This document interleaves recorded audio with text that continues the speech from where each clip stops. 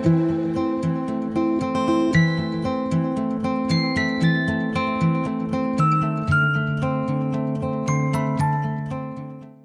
yaşı olardı.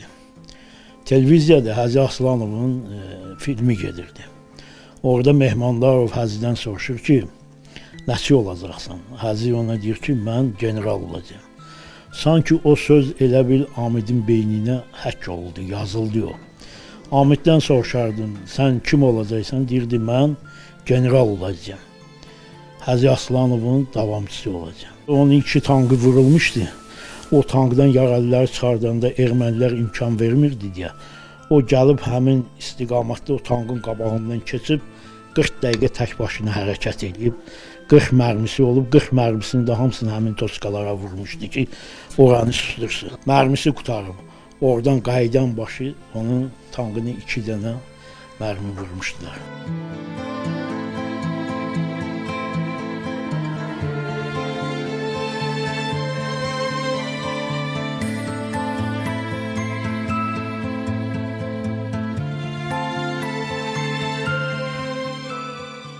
8 ildir biz ailə həyatı qurmuşduq. Amidin 3 ay keçməsinə baxmayaraq hələ də onu itirdiyimizə inana bilmirəm. Pambıq kimi ürəyi var idi. Ali Baş Komandan prezidentimiz çox sağ olsun, Vətən Müharibə Qəhrəmanı adını verdi Amidə.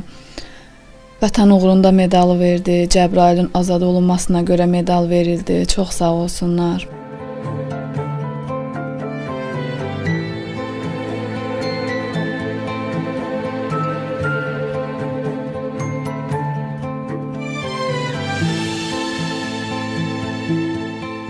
Onun otağına girirəm, onun şəkilləri ilə, onun paltarları ilə danışıram, ağlayıram, çıxıb gedirəm. Amid çox mərd uşaq idi, Amid.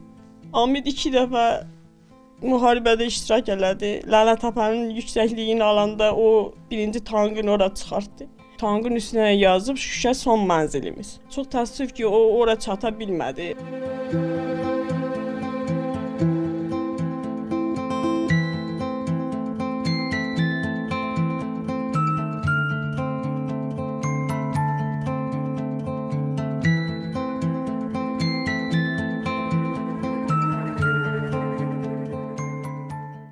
Həyatda mən bir qardaş yox, bir dost itirmişəm. Həmişə danışanda deyirdi ki, inşallah az qalıb, torpaqlarımız da azad olacaq. Ən böyük arzusu o idi ki, general olsun. Bir dənə də arzusu vardı, Lələtəpəyə ilk çıxdığı tankist kimi Şuşaya da ilk gedən tankist olsun. Qismət olmadı, amma yoldaşlarım qanın yerdə də qoymadılar. Torpaqlarımız da azad oldu.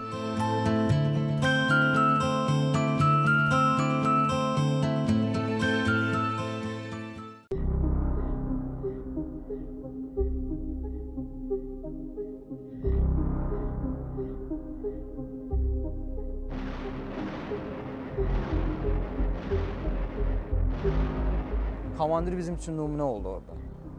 Bizim üçün nümunə oldu ki, biz həmin döyüş tapşırığı yerinə yetirdik. Arxamıza gəl deyən komandir idi, irəli deyən yox. Komandalar müxtəlif olur. Məsələn, lider var, bir də boss var. Boss tapşırıq verir, elətdirir. Amma lider isə öndə gedir. Komandir bizim üçün lider idi. Liderdən əlavə böyük qardaş idi. Bütün problemlərində, şəxsiyyətlərin hansısa kimdən soruşsan, həqiqətən çox öz ailəsi kimi onun ailəsinin probleminə yanaşardı.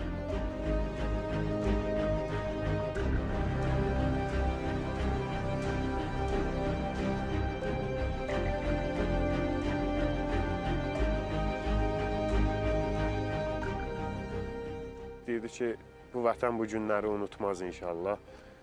Biz bu vətənə xidmət edirik. Torpaqlarımız işğal altındadır, gərək qoruyaq. Biz gərək torpaqlarımızı alaq. Vətənə bağlı bir insan idi, vətənini sevən bir insan idi.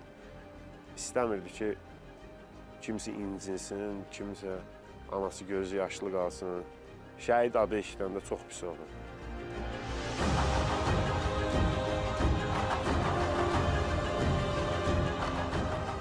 Hərbi hissə komandiri o durub gedən ön hissəni özü qırar, deyər ki, ardımca.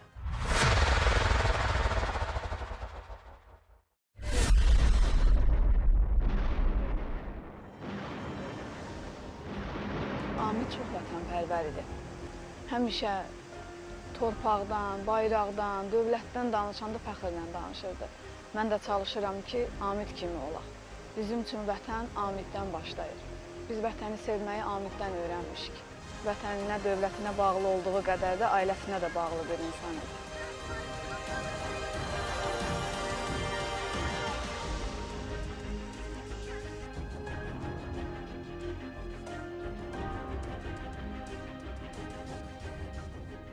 ...2016-cı ildə onun aprel döyüşlərində iştirakından məlumatımız vardı. O evə deməmişdi. Yalnız qəzetdə çıxandan sonra mən atasına zəng elədim. Dedim, Rəbil, təbrik edirəm. Bəs Amidə də nə? Amid döyüşdə olub. Dedim, bəs bu qəzetdə ona medal veriblər. Aprel döyüşdə. Demək, hətta evdə də deməmişdi ki, mən o döyüşdə. Sən demə, o tankla birbaşa Lələtəpəyə ilk çıxan da o olub.